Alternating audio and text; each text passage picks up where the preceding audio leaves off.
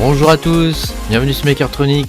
Je suis ravi de vous retrouver aujourd'hui pour cette nouvelle vidéo où on va parler de 3 coins que j'ai minés, à savoir le Radiant, Ergo et Kaspa. Alors on va commencer par le Radiant, mais avant si vous pouviez me mettre un petit pouce.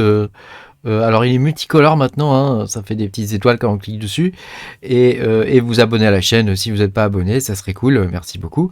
Je vous rappelle que vous pouvez me soutenir en cliquant sur le bouton rejoindre sous la vidéo. Voilà, vous aurez accès à des vidéos en avance. Alors on va commencer tranquillement avec le Radiant, hein. Vous avez vu cette semaine, le Radiant ça a été assez épique, hein. On est remonté jusqu'à 0,0012. Ce qui est quand même pas mal du tout, hein. Bon, après c'est normal qu'on retrace un petit peu, hein, mais je pense que ça va repartir, hein, derrière, hein. Bon, on verra bien parce que le marché en ce moment il n'est pas terrible, quoi. Bon, on verra bien ce que ça va donner, mais enfin vous voyez, ça fait plaisir, quoi, hein. Ça fait plaisir. Alors évidemment la difficulté derrière elle a de nouveau augmenté, hein, malheureusement, donc pour le coup moi je suis repassé à autre chose. Je vous ferai voir en fin de vidéo ce que je mine en ce moment. Voilà. Alors, donc ça c'était pour vous parler un petit peu du Radiant. Dernière petite nouvelle sur le Radiant, c'est que il y a des rumeurs, alors à confirmer, hein, mais il y a des rumeurs comme quoi il va être listé sur TradeOgre. Hein, vous savez que récemment il a été listé sur Ex-Bitron. Donc c'est une très bonne nouvelle, hein. Ça veut dire que le coin commence à prendre de l'ampleur, hein. J'ai l'impression de suivre un peu le même chemin qu'à l'époque du Neoxa ou du Kaspa, hein. Dans le sens où voilà, on voit le coin au début, il est listé nulle part, on peut le miner à mort et tout le monde s'en fout. Et puis petit à petit, voilà, il commence à être listé un peu partout, il prend de la valeur et je suis vraiment content quand ça se passe comme ça, quoi. Malheureusement, c'est pas comme ça pour tous les coins, hein. Voilà, je voudrais vous présenter maintenant autre chose. Alors, il y a des rumeurs sur Ergo, comme quoi il y aurait des FPGA. Alors, qu'est-ce que c'est qu'un FPGA? C'est une sorte de puce programmable. Hein, donc c'est pas un microcontrôleur, hein, mais c'est une sorte de puce programmable qui est beaucoup plus puissante qu'un microcontrôleur, hein, et qu'on peut, en grosso modo, c'est une puce qu'on peut programmer pour la spécialiser dans certains calculs, hein. Donc ça veut dire qu'elle sera plus rapide qu'un microcontrôleur ou qu'un processeur, un CPU, hein.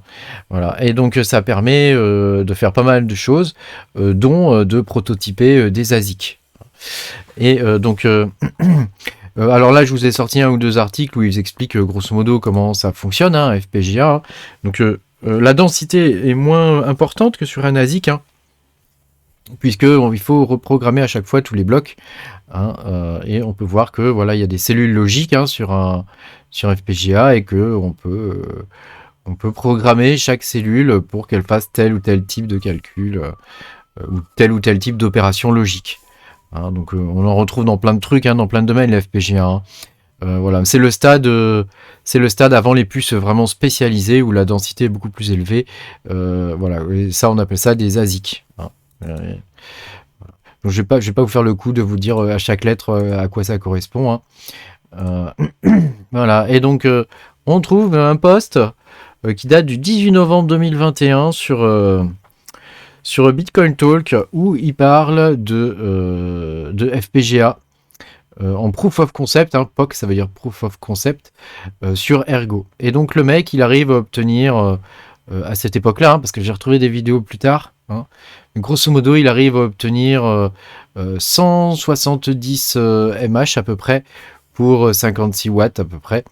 Et quand on regarde un peu plus loin, on trouve un tweet de Wolf machin truc, donc c'est le même gars, hein, c'est le même type, hein, où on voit qu'il mine donc sur un FPGA, hein, pour 55 watts, il monte à 172 MHz sur Ergo. Hein, donc on peut voir que c'est quand même très intéressant. C'est une efficience qui est 2 à 3 fois supérieure à celle de carte graphique de GPU, hein, classique, hein. Donc c'est logique, hein. Alors il n'a pas partagé le code source de la logique de programmation de son FPGA, hein, mais on peut se douter que ça a pu être acheté ou qu'il l'a peut-être vendu, hein, et que pour le coup on a pu voir récemment des choses bizarres, hein, dans le mining de Ergo, hein. Il y a le hash rate il est un peu étrange en ce moment. Il devrait baisser alors qu'il baisse pas parce que c'est vraiment pas rentable de le miner en ce moment. Donc, faut se dire que quand même, il y a sûrement anguille sous roche, quoi. Il y a probablement des fermes hein, qui sont équipées en FPGA déjà. Hein. Je rappelle que c'est des puces qui sont programmables, hein, donc vous pouvez miner un coin un coup et puis vous pouvez miner un autre coin après. Hein. Il suffit d'avoir la logique de câblage de la puce, quoi. Et une fois que vous l'avez, vous pouvez miner à peu près n'importe quoi, hein, grosso modo. Hein. Tant que vous avez la logique de programmation de la puce, c'est bon, quoi. Hein. Donc on peut voir que sur Ergo, voilà, malheureusement, il y a probablement déjà des FPGA qui tournent. Et moi, quand je vois le hash rate, la façon dont la courbe de hash rate bouge, je me dis que c'est pas normal, quoi. Et ça, c'est beaucoup plus efficient donc, que les processeurs. Et alors, ça dépend des FPGA, hein, il y a de tous les prix, hein, mais il y a des FPGA qui coûtent pas très très cher, hein, qui sont aux environs de 500 balles la puce, quoi. Donc après, s'ils sont capables, s'il y a un intégrateur, par exemple, qui est capable d'intégrer la board, le circuit imprimé derrière, pour gérer la puce, voilà quoi. Le tour est joué, hein. Le tour est joué, il peut avoir ça à bas prix. Et c'est ce que je vais vous montrer après. Hein, parce que sur le Caspa, voilà ce qui arrive. Hein. Donc ça, c'est pas un ASIC, hein, c'est un FPGA. Et c'est un FPGA qui tourne à 14 GHz sur le Caspa pour une consommation de 450 watts. Et ouais. Donc c'est à peu près 4 fois plus efficient que nos GPU. Hein. Et pour un prix, ma foi, qui est relativement raisonnable, hein, de 5000 $. Donc ça veut dire que pour 5000 $, tu as l'équivalent de 2 rigs pour une consommation qui est 4 fois inférieure. Voilà. Donc celui-là est en pré-order, hein, donc il n'est pas encore en vente, hein, mais enfin, on n'en trouve pas encore sur Ergo, mais je pense que ça va arriver. Ça va probablement arriver dans les mois qui viennent, quoi. Voilà, en espérant que le Radeon tienne encore le coup. Hein. C'est là qu'on voit hein, que vraiment dans la conception et dans le design de l'algorithme de minage, c'est vraiment important qu'ils fassent des trucs qui sont ASIC résistants.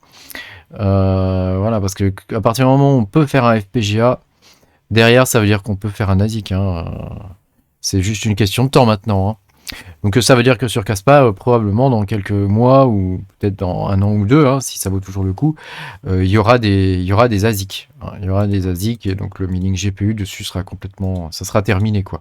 Je vous rappelle que le Caspa au début on ne pouvait le miner qu'avec un processeur hein, au CPU, hein, on ne pouvait pas le miner, il fallait le miner directement sur le node.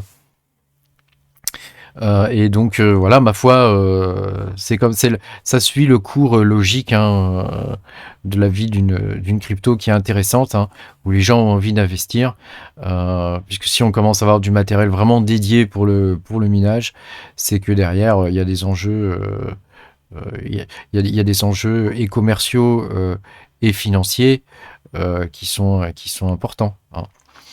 Voilà. Donc en espérant que le Radeon, on n'est pas, parce que c'est du SHA 512 qui est encodé 2 fois, hein, donc à voir au niveau des ASIC ou des FPGA ce qu'ils peuvent faire, hein, mais j'ai pas vu moi que c'était, je me trompe peut-être, hein, mais j'ai pas vu que c'était ASIC résistant quoi. Ergo ils se disent ASIC résistant, mais comme vous pouvez le voir, il y en a bien qui arrivent à créer, il y en a bien qui ont réussi à créer des FPGA dessus, hein. Tu vois, le mec, 172 MH.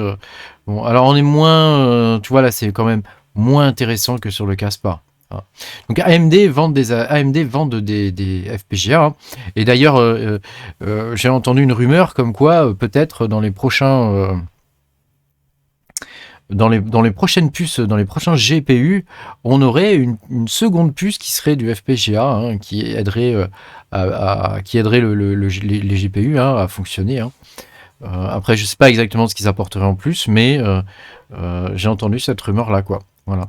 Alors, je voulais vous montrer en ce moment ce que je mine, hein, parce que pour le coup, la difficulté a augmenté sur le Radeon. Donc, moi, je mine plus de Radeon en ce moment.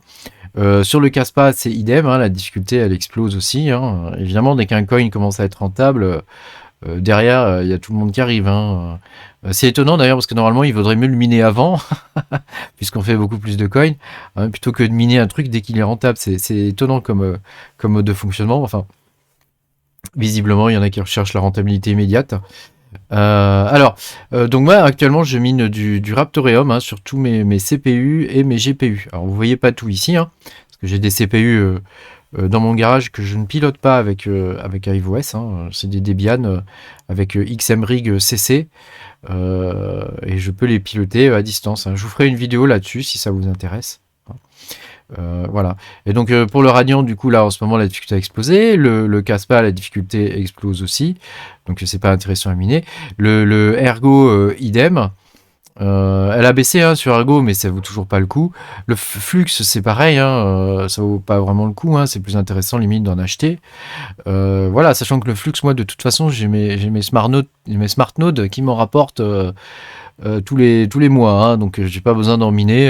Il s'en occupe tout seul et ça consomme 10 watts chez moi, les deux, mes deux petits nodes là. Voilà. Donc pour le coup là je mine pas mal de Raptoreum hein, voilà hein. Donc bah, j'espère que ça prendra hein, que la sauce prendra. Là c'est vraiment du spike mining hein, pour l'instant on sait pas trop hein, ce que ça va donner hein. Mais voilà moi j'ai des échos comme quoi voilà ça pourrait être très intéressant de le miner et que la sauce pourrait prendre hein, voilà. Donc moi je les stack pas sur Inodes hein, parce que je veux avoir la main dessus donc je les stack pas, je les ai pas mis sur Inodes hein. Peut-être je les mettrai plus tard mais pour l'instant j'aime les avoir sur mon wallet. Merci beaucoup d'avoir suivi cette vidéo, n'hésitez pas à me dire ce que vous pensez de tout ça dans les commentaires hein. Et puis voilà, pensez à mettre un petit pouce bleu, à vous abonner à la chaîne et puis je vous dis à très bientôt pour de nouvelles aventures. Salut.